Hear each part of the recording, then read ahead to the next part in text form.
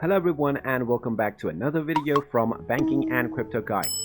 In this video, I'm going to show you how to log into your account with Berkshire Bank. So let's get started right away. First of all, just go ahead and open up your web browser and then in the address bar type in berkshirebank.com and press enter. You will then be taken into the official website for the Berkshire Bank. Now just go ahead and click on the yellow login button, and then you will be asked to select which kind of account you have. Just click on the drop down menu and select which kind of account that you have, and then you can go ahead and type in your user ID. After typing in your user ID, simply click on the continue button, and then you will be asked to continue with security code. Just click on the continue with security code button, and then you will receive your one-time password either through email or your phone number.